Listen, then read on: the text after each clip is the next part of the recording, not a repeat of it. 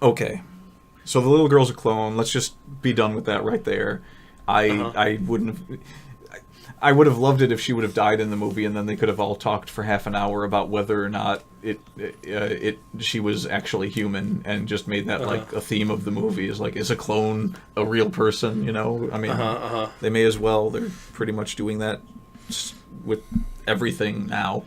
Uh, so they invented a new dinosaur. They built it from the ground up. They had the technology. They made it stronger, better, faster.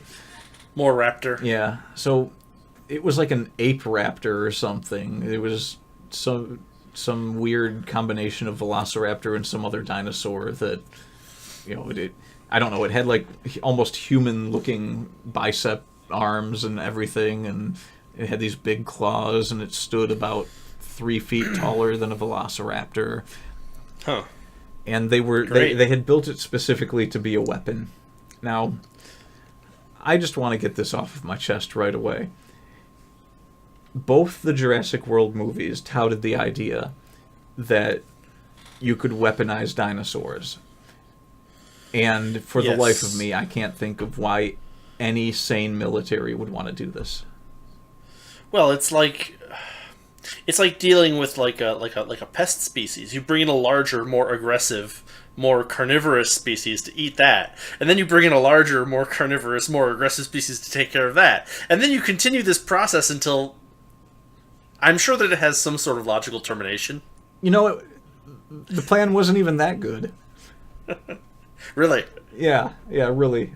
Like, what really, was the really. plan? So in the original Jurassic World, the idea was that, you know, the guy that was training the velociraptors, the military wanted to know if it was possible to train them to be functioning military units because they were so intelligent. Sure. And I don't know if they ever really covered whether they could or not, but I think the theme of Jurassic Park states that no, you wouldn't be able to control these things. Right. So, which is weird because actually they did in one scene in the movie now that I'm thinking about it. So I guess it did work after all. So whatever. It was all part of the Velociraptor's plan. Probably. I mean, they were the smartest characters in the movie.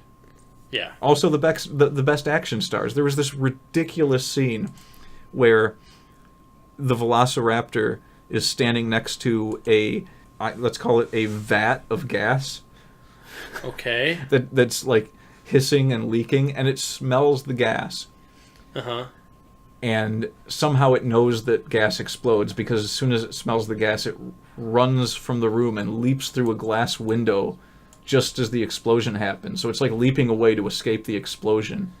Yes. The scene looks really cool. You're watching this bipedal animal that, scrabbles along metal surfaces, do this action leap through a window.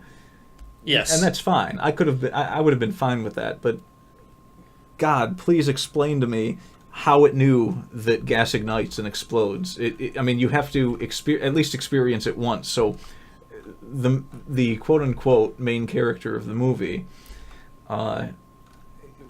what was he doing to this dinosaur? That's an excellent question. Next question. Yeah. I don't want to contemplate that one too far, because he seemed to really like that dinosaur. I'm just saying. Uh-huh. So, oh yeah, the dinosaur has a name too. They call it Blue. So this is like the humanized dinosaur of the movie. Like the Clue dog.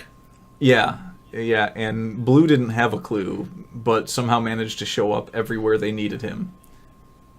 Or her. I think it was her. I don't think it matters. It's a dinosaur. They're not crawling up under the dinosaur's skirts and checking, so. Yeah, fair enough. But, this dinosaur just keeps saving them over and over and over again from different danger. It's like Superman. It's just like, we're in danger. Oh, here's our velociraptor. Here's our pet velociraptor. Come on, Lassie. here's our Lassie, come home. Here's our plotosaur. Yeah. It like just as the Endoraptor is about to attack the clone girl, this dinosaur shows up, which it's not even friends with her. It didn't even know who she was, so why was it rescuing her? It just decided to attack the murder raptor. Uh-huh. Great. That makes sense. So I hate Blue, and they keep wanting to press this character on me. It did the same thing in Jurassic World. It shows up at just the right time to save them, and it's stupid. It's just stupid. Like you kind of want it to do things like that, but you want it to like make sense too. So it's like, okay, I could see them having a trained dinosaur pet, because that's what makes it cool. The idea that someone could have a dinosaur as a pet. Sure. There's really nothing else about it that made it cool and fun to watch. And then, of course, completely out the window by having the dinosaur, turn its back on the people at the end and be like, well, I rescued you and we're friends, but you put me in a cage one time to do surgery on me, so I'm out of here. I'm out. Oh, yeah. Peace out, Yeah, yo. it needed a blood transfusion because they had shot it. I'll get to that in a minute, too, but they transfused its blood with a Tyrannosaurus Rex because only predator blood would work. What? I don't even think the Velociraptor was anywhere near the era of the Tyrannosaurus Rex. Yeah. Wow, that's dumb. I mean, I just want to note for anyone who's listening in the audience that interspecies blood transfer, bad idea. Don't do it. Yeah, this is not. I would definitely put that under the bad things category. Yes. Well, there's a dinosaur reference that someone might appreciate. But not me. I don't know. I don't think I want to explain it. I'll tell you off camera, off microphone. I'm not saying to explain it. I'm just saying I don't get it. So they now, like many modern movies, that whole scenario only exists so that they can do a scene that they really wanted to do, which was to have them all in a box with a sleeping Tyrannosaurus trying to draw blood from it. Yes. All our heroes just climb into the death box with the Tyrannosaurus, and we're gonna stick a needle in it and hope it doesn't wake up. So that's the only reason that entire plot of the movie existed right there. It's like, oh yeah, this dinosaur needs a blood transfusion because we want to do this, not because it actually needs the blood. We just want to crawl into the death box. That's what we're doing. We need to go into the death box to advance the plot. Clearly. No, they didn't. It's they for really plot didn't. advancement. They didn't have to have the dinosaur even injured for this plot to work. In fact, the only reason they needed to have the Velociraptor injured was to start the problem of the movie in motion and to end the movie with the Velociraptor saying, "Peace, I'm out." Uh-huh. God, I hate that Velociraptor.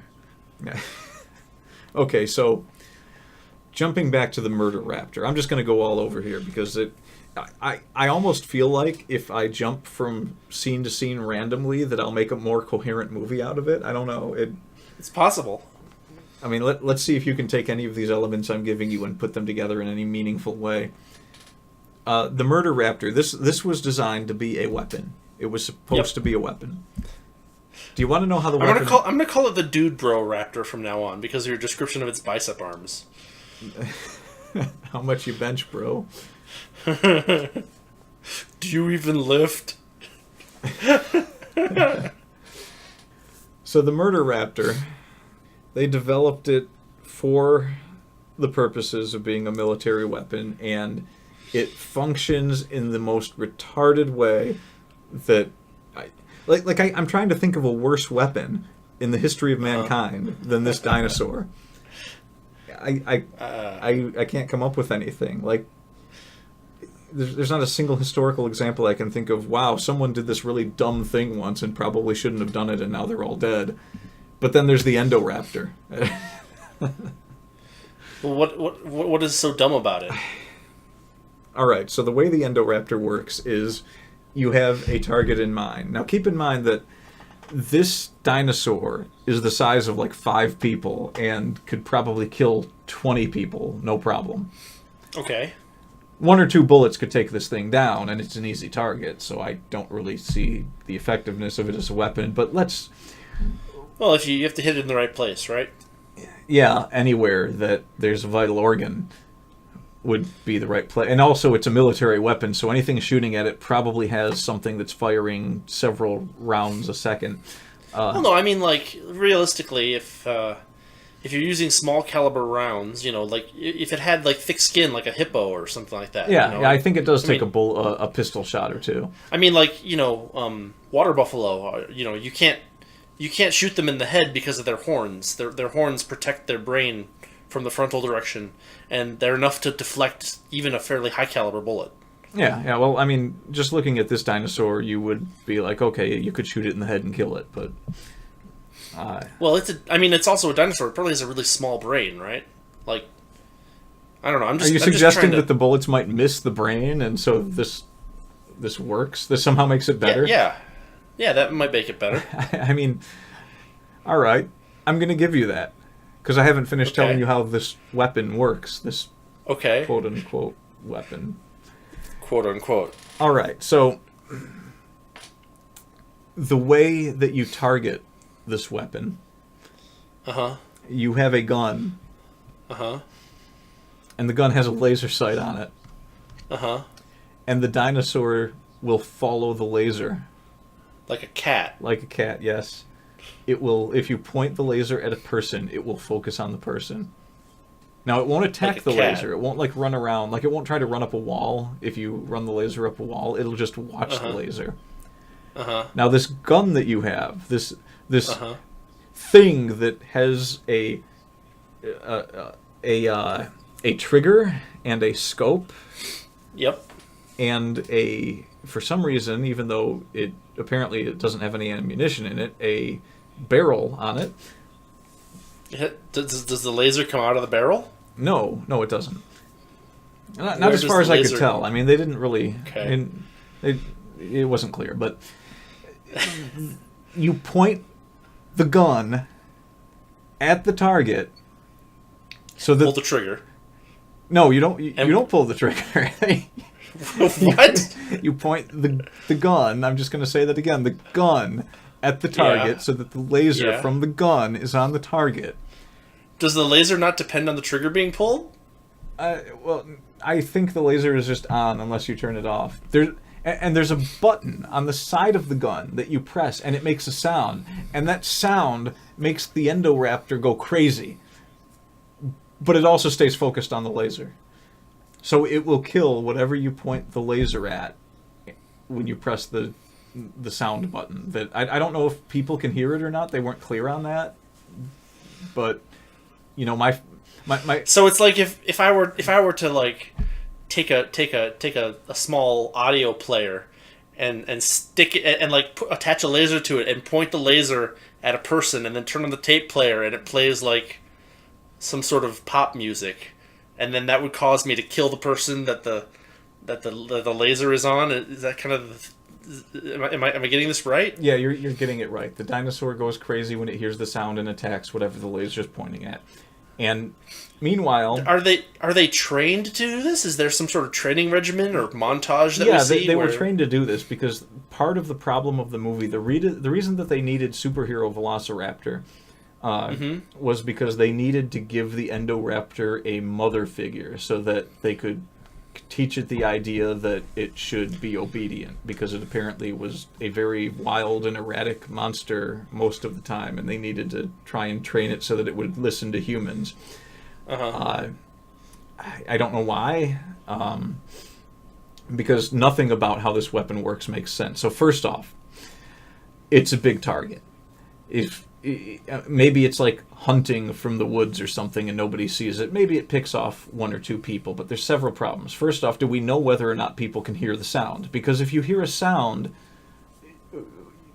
shoot where the sound's coming from, first off. Once you know this weapon exists, it's like, oh, someone's trying to kill us with velociraptors. Shoot the sound. But okay, let's say that you can't hear the sound. Why, in the name of God, do you have a gun with a laser sight that you point at something that has an animal attack them rather than just a bullet that you shoot them with? Well, the bullet is going to be much slower than the laser. But not than the dinosaur. I was deliberately not mentioning that because I knew it was an obvious I know that you were deliberately not mentioning that, but my job is to state the obvious so that the joke comes full circle. Yeah, fair enough. That's what I'm here for. Maybe the target is immune to bullets, but not velociraptors? Like what, a tank? Is the raptor just going to be scrabbling at the side of a tank and biting at it, and like the guy inside the tank? Well, it has those bicep arms. Maybe it can flip it over or something. It's just like three guys inside a tank looking at this dinosaur. Like, what is? Huh? And outside, it's just like the Tasmanian devil, just and then it flips the tank over. Yeah. I mean, but it's not even that big of a dinosaur. It's like it's bigger than the Velociraptors, but it's not as Yeah. it's like maybe half the height of the T-Rex. Not even that, I think. Uh-huh. It's so stupid. It's like, you have a gun, just shoot the person. No, okay, so here's the other thing, is that bullets have drop, and, like, in the wind, they, like, move around and stuff, so, and, like, a laser could be focused, like, miles away. So, like, just imagine, hypothetically, that you, like, put this laser on a satellite, and then you fly a helicopter with the raptor in it near a person, and then drop off the raptor and fly away, and then you have the laser come out of the satellite, and then you have a remote-controlled thing on the Velociraptor itself that you can remotely make it play the sound. Why wouldn't you just drop a bunch of enraged Velociraptors in too? Well, I mean, you only need one, because it's a killing machine. Is it though? I mean, where are you dropping this thing that, like, nobody's going to be armed? Yemen? Okay, touche. Oh my god, you're right. It's the perfect weapon for fighting guerrilla warfare. Yeah, there you go. You just need a satellite with a laser on it. You don't even need that. You And just make a bunch of these things and ship them overseas. We're done. yeah, that's also possible until they start reproducing and then they take over the entire continent. Well, I mean, it's not your problem. I mean, it might be if there's like a land bridge. No, we're in America. We're fine. Okay. Life won't find a way to America. Life never did. Never. Never. It never happened. The white man was born here, and he will die here. No one was born here, and no one will die here. Oh, but such a stupid weapon. It's like... Yeah, it sounds like it's unnecessarily expensive, unnecessarily slow to use, unnecessarily difficult to use, unnecessarily inaccurate, and it's a waste of a dinosaur. Yeah, I mean, once the thing got out of its cage, it wasn't clear how they ever intended for it to discern friend and foe. Like that was kind of why they wanted the other dinosaur there. They wanted to be like, here, this could be your mother figure, and then we can teach you that Somehow. we're your friends, and you should kill anyone we want you to kill. And Because it seemed like a very long time to do something that a couple of grenades on a village could do, you know. or like a guy with a rifle. Or like a single missile from a jet airplane that nobody's going to be able to stop. It's funny, but consider the amount of money that went into genetically engineering that dinosaur, and it probably costs about the same as an average cruise missile. Yeah. well, no. Here. Okay, so see But if the dinosaur's reusable, assuming it doesn't get shot. see if you can wrap your brain around this one. Okay. The whole villain plot of the movie is that they're not actually going to this island to rescue the dinosaurs. That's what they say they're going to do. Okay. They're going there to kidnap them, and instead of taking them to the new island that isn't going to explode, or at least we hope that someone actually did the research this time and said, yeah, this one doesn't have an active volcano. Yeah. Instead, they take it back to America.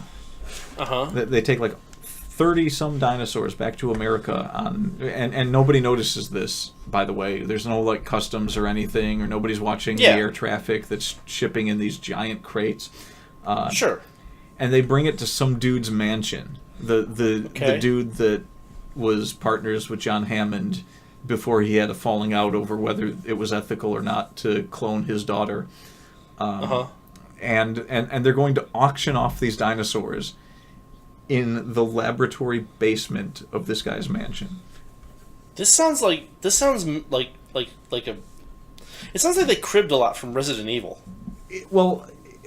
It's actually a lot worse than that. Because how could it be worse than the original Resident Evil? Well, no, the idea of what they were trying to do was worse, because first off, there apparently was nobody stopping anyone from going to this island and getting these dinosaurs. Yes. And when they brought the dinosaurs back to auction them off, they were getting numbers like 10 million, 20 million, 30 million apiece for these dinosaurs. Okay. Why would you not have already spent 10, 20, or 30 million dollars going to the island and getting your own damn dinosaur? Yeah, or multiple dinosaurs. Or multiple dinosaurs. That's a very good point. It is possible that the island only exists for the people that made it. Huh? That's the best I can do. I don't even follow you on that one. I don't think that it's possible to follow me because the thing I said didn't make sense. Oh. Because the thing that Are you I'm okay? So trying you're to saying cover that over. it insists on itself. Yes. Okay, I think we're good there. Well, okay. So let me try to layer over it one more time. What if the island is really hard to find? No, wait. You said that it was a. You said that it was park. You said that it was a theme park. Okay, never mind. Is a theme park that people went to with their smartphones and had like GPS coordinates? Yes. Yeah. Okay. All right. Yeah. Then that's just stupid. And yet maybe there was a no trespassing sign. No. It's even better than that, because the idea is that they're selling these dinosaurs to military outfits, who had not only the funding, but probably already the resources to fly to an island and capture large game. Yes, like in the Lost World. Yes. When they hired that relatively small outfit to fly in, and This sounds like a great movie. I mean, it seems to me that InGen spent more going to get these dinosaurs than they could have gotten selling them. Like, in the second movie, at least, they were going to the island to get the dinosaurs, to get the genetic information, and to be able to do more science-y, fun, technology-fun stuff matter with them. Here, they were going through the enormous expense of going to an island and capturing dinosaurs so that they could auction them off to the highest bidder, which may not have been enough to cover going to get the dinosaurs to begin with. Well, I think it costs a lot less than $10 million to fly to an island with a big cage, put an animal in the cage, and then fly back away. Yeah, but that brings us back to the initial problem of, if they were going to spend $10 million on a dinosaur, why didn't they spend $5 million to fly to the island with a team to capture one and bring it back? Because then this movie doesn't work. Yeah, obviously. It's another Tyrannosaurus death box, just like the plot itself has plot armor. Yeah. I mean, this movie is just it's bad on every level. There was not a scene in that movie where they weren't doing something that was bad. It's like, I'm a hacker. I can get us out of this control room that somehow... Okay, so the woman with the biometrics to access everything gets locked in the control room, and then the volcano starts erupting and starts pouring lava everywhere, and it starts leaking into the control room. So lava's dripping down from the ceilings. It's just pooping into the room. And this hacker's like, hang on, I'll try to get the doors open. So he's apparently good enough, as he establishes in a scene when they go into the building, where some guy's like, can you hurry it up? And he's like, hey, I got this, no problem. He says something sarcastic back to him. I don't remember what. Sure. And also, this kid screams like an idiot and is the most worthless character in any movie ever. Now they're trapped in this building because for some reason something happened that caused the security settings to go into effect. And the security settings for this building that's built into the side of a volcano apparently include locking everyone inside with no way to get out. Well, they didn't know it was an active volcano when they built it. Yeah. Like, nobody thought, hey, we're building our control center. We're like embedding it into this volcano. Should we maybe check to see if there's anything going on there? And nobody. If there's one thing I know, it's that volcanoes are the safest place in the world. Okay, Dante. So he's trying to reopen the doors, and that was stupid in itself. I'll get to that too, but he's trying to reopen these doors, and he's apparently not good enough to figure out which door he's opening, because there's this tunnel, there's just this giant tube that apparently goes straight to the park, and he opens that door and says, "Oh, I don't know which door this was. I think it was this one at the end of the tunnel." Like what was he looking at that he didn't know what door he was opening? How was he able to figure out that, yes, I am in fact opening a door, but not figure out which door, especially when it was like the most obviously outcast door of the entire building that was at the end of... To be fair, if the doors are all controlled by the security system, then they're probably enumerated in some random way, and some jackass decided to name the doors like door 1, door 2, door 3, and so he's like, I don't know, door 7. Nope, that's not it. That's a bunch of crap, because he's looking at a map that's showing all the doors. But is it showing the way that they're actually stated in the security system? He points at the door the minute he opens it and says, "I opened this door, ha ha ha." And then for some reason, the tracking system suddenly tells them that there's a dinosaur coming down the tunnel. Which I don't know why they built their control center with a door that opens right into the part of the park that has the dangerous dinosaurs. So it's like, what use did that door have at all? It's like, hey, we are releasing dangerous carnivores into the control room. it's part of your training for this job. Yeah. No, don't worry. It's only a drill. In 10 minutes, we will unleash a Bengal tiger into this room. You have all the parts necessary in front of you to put together a hunting rifle. Good luck. And of course, it's a predator. It's not even like a happy herbivore dinosaur. It's just like, yeah, there's a death machine at the end of this tunnel. Like, I imagine they go to the end of the tunnel and the door's closed, and they look and there's just this giant sign that says, "Do not open, murder." I guess we shouldn't have made the walls of that tunnel out of meat.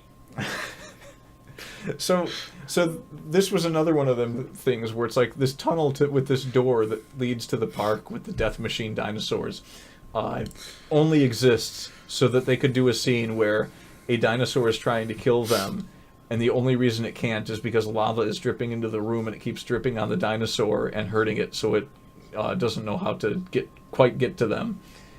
But, okay. However, I want you to keep in mind, this is a control room with a biometric system that only one person has, which leads us to the conclusion that this person had... Well, to be fair, I was thinking about this. There might be multiple people whose biometrics are added into the thing, but the other ones may all be dead in the first movie. Okay, that might be fair. That might be fair, but maybe. Now, if they don't say that at any point in this movie, then I'm just even so it is wrong for me to paper over the failures of the writers of this movie by coming up with a fairly rational explanation for what happened that they don't tell you. So that's fine, because it only makes my job funnier. Okay. It only makes this easier for me. Does it? Even granting that, she was a director of that park. Mm-hmm. Yes.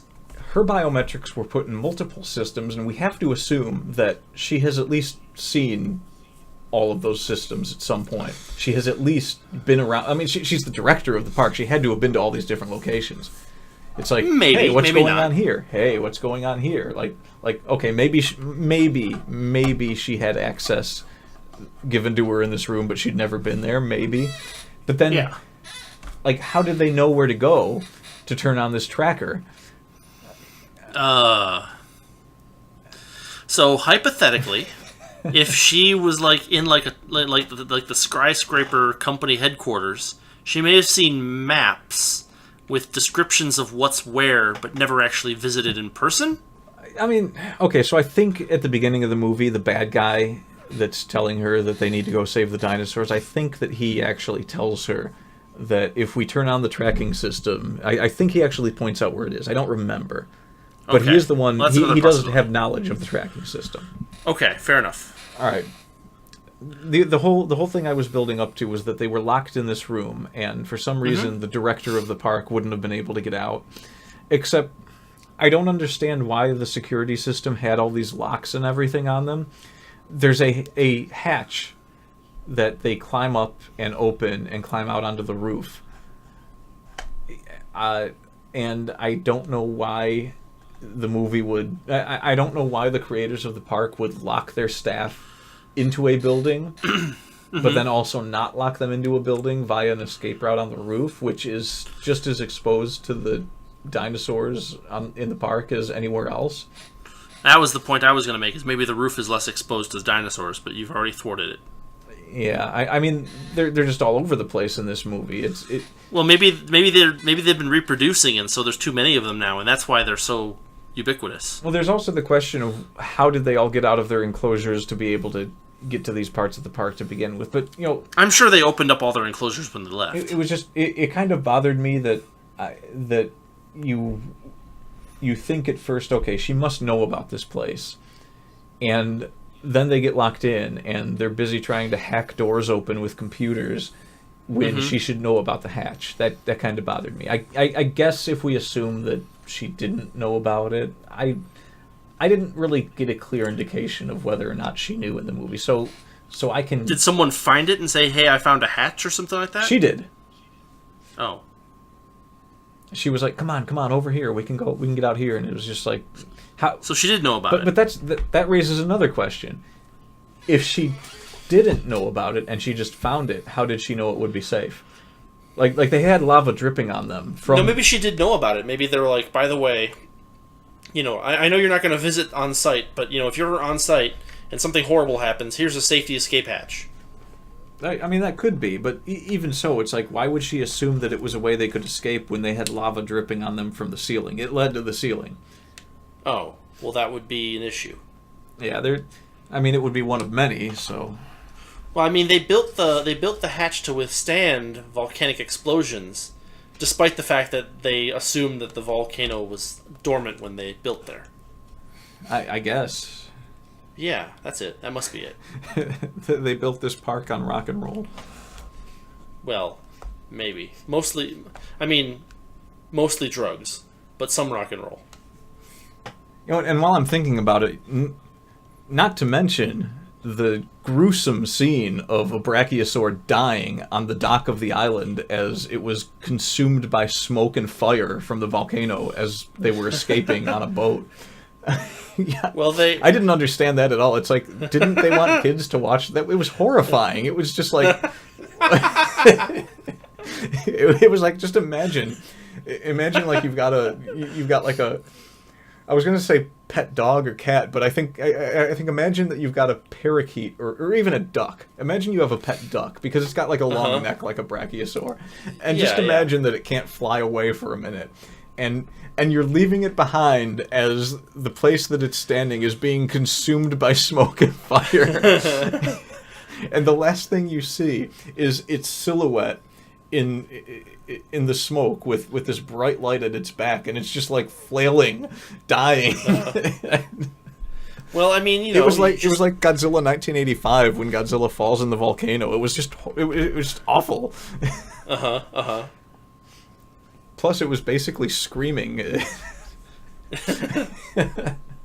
And all the people are just watching it. They're equally horrified. It was like the only real expression of emotion in the movie. They're just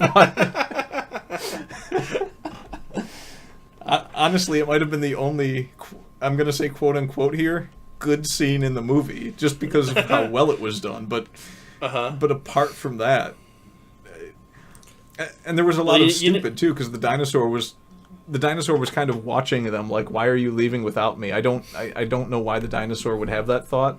And it was standing on a dock, which probably shouldn't have been able to support its weight, for one thing. But for another thing, it didn't bother trying to escape into the water that was right in front of it. Like, I don't know, maybe it knew how deep the water was, and I doubt that a brachiosaur can swim. So I thought brachiosaurs were good swimmers. I think that they can just walk through most water without having to worry about going under it. They're very big. That's possible, yeah. I thought that they needed to be in the water to... I remember reading something about one of those long-necked dinosaurs needing to stay in water or something like that to keep it so that its blood pressure didn't have to get so high to get the blood to its head. Well, I have no idea if that's true or not, but just given the size of the thing and the way that its feet are shaped, I don't know if a brachiosaur would be able to swim. It would. Hippos swim. Hippos do swim, but they're not as big as brachiosaurs, and They're not, but they're similar shape, except for the neck. yeah, maybe you're right. Maybe they can swim. It just, to me, it seems like it's. I don't think anyone knows for certain whether brachiosaurs can actually swim. I mean, it just seems like the logical thing that a brachiosaur would do would just be to be in water with its neck above water. It doesn't seem like that would be too difficult. Nope. I mean, I doubt that every body of water in brachiosaur time periods was over, 25 feet tall. Mm-hmm. And also, I think you're thinking of the Diplodocus, not the brachiosaur. But it might be all long-necked dinosaurs. I mean, the brachiosaur was the biggest. Well, I remember... I don't know. I think I remember reading an article where they were talking about it was a book. You read that in a book, because I read that same book. Oh, okay. Well, I don't know. I assume you had dinosaur books as kids? Not really. Okay, maybe it was something different then. No, I remember reading about, just the notion that, there was something about, near the, the reason that the brachiosaurs probably died out was because the oxygen level in the atmosphere got low enough that they couldn't get oxygen into their brains anymore or something like that because of the differences in hemostatic pressure or something. I don't know. There was some... this was 25 years ago I read this, so I don't know. But, I remember, reading that, that having a neck that long makes it actually difficult to get enough pressure to push blood up to it just because of the fact that there's a limit to how high you can push something through vacuum. Now I'm just picturing this mass die-off of brachiosaurs who are all like, what's going on with my heart? Basically. But that was kind of what I read, was that, as the environment changed, they were no longer able to basically survive because they couldn't their bodies stopped functioning because they were too large to support oxygen flow to that height or something like that. Yeah, well, that may have been the case. I mean, I'm pretty sure the fossil record demonstrated that as time went on, the dinosaurs got a lot smaller. So that's probably what happened. I mean, I've got a book somewhere that talked about that. Mm-hmm. Don't know where it is though. Whatever. Yeah. I've got like a million books here. I don't want to dig through them. God, though, I'm just trying to picture being 12 years old and sitting in the theater and watching that. It's on the one hand, they want to endear me to the one of the deadliest dinosaurs that Jurassic Park wanted to introduce, specifically because it was so deadly. Now, on the other hand, they want me to watch the death throes of a burning, gigantic herbivore. I think that the lesson to be learned is eat more meat. I mean, I approve of that message. Excellent. And knowledge is half the battle. Oh my god, I just realized that we haven't even really talked about how bad some of the characters are. All of the characters are. How bad all of them are. Do we go into that now, or do we do that as a separate episode? We have to cover at least one more scene. I mean, there is so much that we didn't cover, but we're going to cover at least one more. All right, let's do this. This is why the movie even happens, and I don't understand how this can be a thing. They bring Dude Fella from Jurassic World, the guy that trained the Velociraptors, to the island because they're trying to catch specifically one of the Velociraptors that he trained, because it was the best trained one that they had. So they figured that somehow magically they could transfer this knowledge of how to be properly trained as a dinosaur to the Endoraptor. Okay. So they bring him, they turn on the trackers, they find the dinosaur. Mm-hmm. He tracks it down. He's getting all buddy-buddy with it again. It's like, oh, the dinosaur remembers him, and everything's cool. Okay. At the very point that everything's cool, one of the military convoy dudes shoots it with a tranquilizer dart. Now, The dinosaur. Yeah. Now Okay. at this point, it's like, okay, whatever. That's a classic trope. It's like everything's fine, but the bad guys are still going to do the stupid thing and be like, hey, let's get this moving. Yep. So they shoot it with another one, and then they're in a circle, and these guys come out of the woods in a circle with their guns trained on the dinosaur. The dinosaur that they want captured alive, by the way, they immediately antagonize and then point guns at. Sure. So the velociraptor attacks one of them, and the guy pulls out a gun and shoots the velociraptor, putting to rest the question of how effective these things would be. Because the velociraptor immediately falls over. Yes. Which is why it needed that blood transfusion later on. Oh my god. So this sends Dino Train. I just want to mention that if you fall over from a single bullet shot, it's not because you're bleeding out. It's because you've taken traumatic damage to an extremely important organ. Yeah. Yeah, oh no, it doesn't even get the transfusion until like 2 hours later. I don't understand how that worked at all. And then it gets like completely... Well, so she's a paleo veterinarian, which means old veterinarian. So she's an expert in doing veterinary work on things that have happened long ago. Ah, that's good. Let's just give them that one. That's what they were going for. Yeah, we'll paper over that for them. Yeah, because it makes a whole lot more sense than the fact that they wanted us to believe that she could do surgery on a dinosaur that she had never touched before.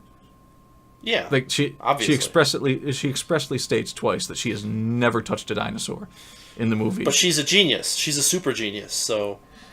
Oh yeah, because she has the right political values, and that means that you can automatically do all the things you need to do in the moment.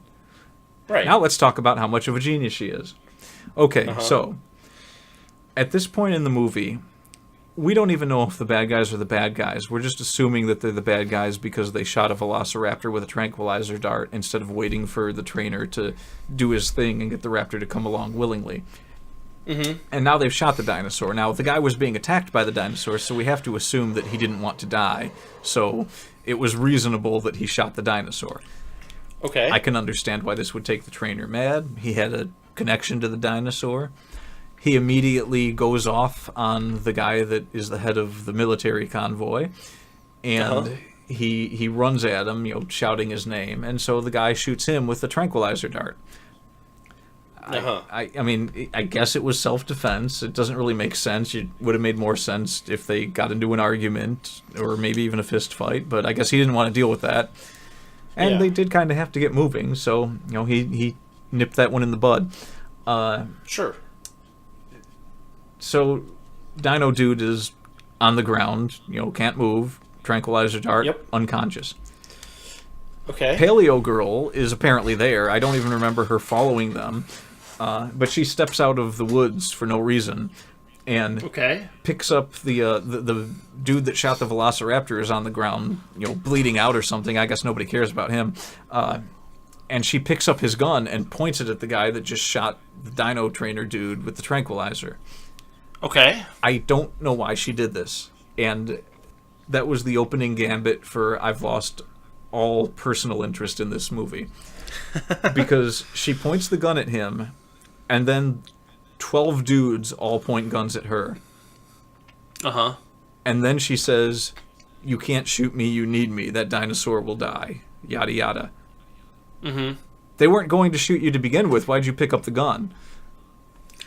To demonstrate who are the good guys and who are the bad guys. Well, I think it was more to demonstrate how quote-unquote tough she was and how willing she was to stand up to the all these guys with guns, because we still didn't know that they were bad guys at that point. The only thing that had happened was someone got a bit trigger-happy and tranquilized a dinosaur. And then... That's what I mean, though. Like if you don't know who the bad guys are, then you have the main character who has no flaws point a gun at the bad guys, and that denotes them as the bad guys. Well, she's not really a main character, and she does have flaws. She is not Rey. She would be...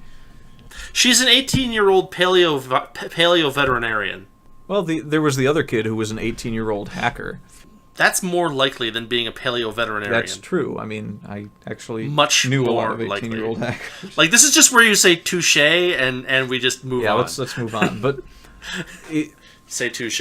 it didn't make any sense that if she was worried about being killed and had to really quickly think of a trump card that she could play for them not to kill her, why did she pull the gun on them in the first place? Why didn't she just do what a normal... To demonstrate that they are the bad guys. Yes, but a sensible movie would have just had her say, "Why did you do that?" I'm sorry. Wait. What was the adjective that you used in front of movie for just a second ago? Sensible.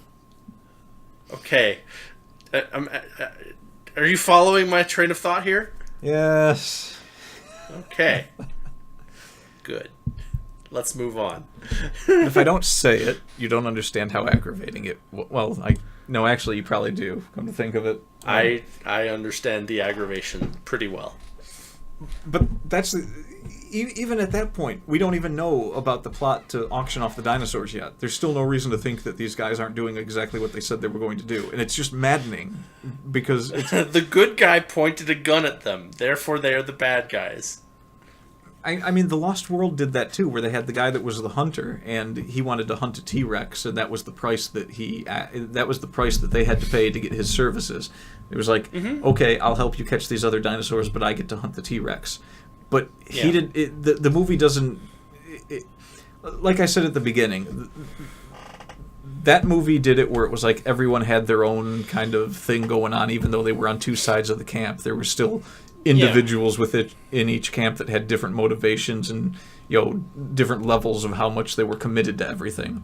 Those days are gone. Yeah. In this movie, it was just like, these are the good guys, these are the bad guys, and we'll find a way to kill off all the bad guys in this movie so that everyone can be happy and clap their hands. Whereas Lost World, the hunter in that movie was the best character, and not only that, he was the only character that really had any development in the movie, because he comes to the island, he's good at what he does, and he helps them catch these dinosaurs. But he's also got this motivation, like the guy from The Last Dinosaur, that old 1960s movie or whatever, where it's like, I just want to hunt the greatest predator that ever walked the earth. And he does that, and he succeeds. And once he's done with that, he's like, well, I don't know what to do with my life now, so I'm out. And like, they're asking him to help him with other things. And he's like, no, I'm done. The guy that I came here to hunt with, he died, and he was a good guy, and I did what I wanted to do, and I don't want to do it anymore. He got development, and the movie gave you a bit of closure with that character, too. Right. He was a good character. Now, they had a guy that was supposed to be similar to him in this movie. He ended up just being a jackstaff that screwed everything up, and had a fetish for taking a tooth from every predator that he not killed but captured. It didn't make any sense. It was like, that's a trophy. You do that when you kill something. No, you can do it when you capture it too, if your thing is capturing animals. I mean, I guess, but like, he had all these tranquilized animals that other people had caught, and he just went up to them with pliers and took a tooth from them. He wasn't even the one that caught them. He had like a team that would catch them. And it's the... Well, that's a little weird. Yeah, it's also the reason that the Indoraptor escapes its cage, because he thinks it's tranquilized, and so he opens the cage to what is supposed to be the deadliest creature on the planet, and tries to take one of its teeth and gets eaten. Oh, well, okay. Well, at least a fitting end. Yeah, I mean, I don't know why he wanted the tooth, but because that wasn't even something that he had hunted or captured, or had anyone else hunt or capture for him. It was in an enclosure near him. Yeah, I don't understand the motivation. Maybe he just really likes collecting teeth. He's the tooth collector. He's the tooth fairy. That would make if they did a spin-off movie where where they went into his character and he was actually the tooth fairy. That would be a better movie.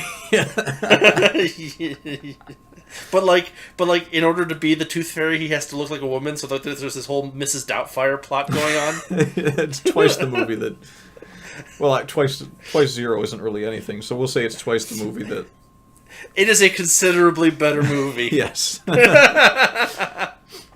Like even just saying that and leaving it to people's imagination is better than The Fallen Kingdom.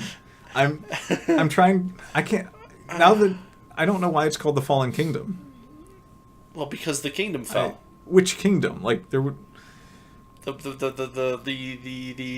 park was already dead and gone. It was just dinosaurs running rampant. So right, so it's a fallen kingdom. And like the only thing I can think is the old dude who cloned his granddaughter.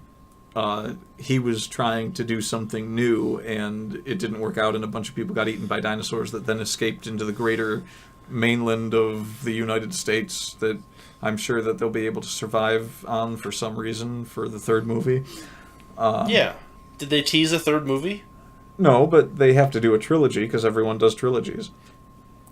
I suppose. I don't know. I wonder if that movie did any good. I didn't actually look that up. I never heard anybody say anything about it after it came out, so I just assumed that it was such a piece of crap that nobody was going to see it. It doesn't need to be... All it needs to do is get people to go and see it. They don't have to like it. And it had no advertising that I saw after... I saw advertising before the day it came out. After it came out, I never saw a word anywhere. Just dead silence? Yeah, there was no promotions, no action figures that I saw, nothing. Nothing popping up on Facebook that was like, hey, Jurassic Park, woohoo, dinosaurs. New Jurassic Park movie, yay. And it... Like the scenes that had hundreds of dinosaurs in them, they were all filmed in that like Warriors of Virtue way where you couldn't really tell what was going on. The action wasn't coherent or clear, so like you got to see a lot of dinosaurs on screen, which fine, but there was nothing happening with them other than they were running around making dinosaur noises. Yeah, like we said at the beginning, we could just dump a toy chest full of dinosaur toys out, and it was just as awe-inspiring. Nice. I don't know. You want to do a second part for this and talk more about it? We certainly. It seems like we could. Am I correct? Oh yeah. We covered 3 out of like 40 scenes that we could cover. I mean. That sounds like something we definitely should do then, because this is... Yes. I mean, I guess this is the worst movie I have seen in years. This movie is really so much worse than The Last Jedi. Wow. The Last Jedi amazing. was not a good movie, but at the very least, I could sit down and watch it and get through it and be a little angry at it and like... it's like, okay, they gave me like a modicum of action with a bunch of stupid dialogue, but I got to see spaceships and stuff. Yeah. You didn't even get that. Like there wasn't anything visually impressive about this movie other than the very beginning with the, whatever the dinosaur was they had underwater in the tank.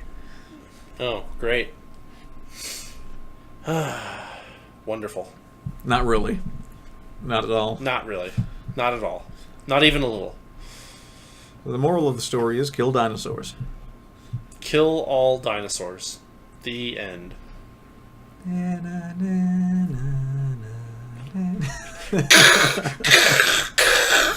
Just carpet bomb Jurassic Park and be done with it. That would be lovely. I think this movie was more interested in carpet bombing a bunch of like Blu-ray and DVD collections of the first movie. I suppose that's also possible. All right, well, I guess we'll pick this up another time in the near future.